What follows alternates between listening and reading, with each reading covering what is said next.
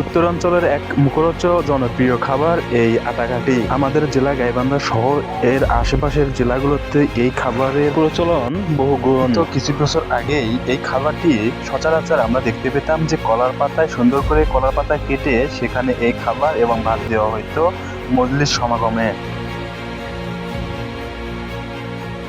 এটি শুধু মুখরোচক খাবারই না, এটি ঐতিহ্যকে যুগের পর যুগ প্রমাণ ধরে রেখেছে।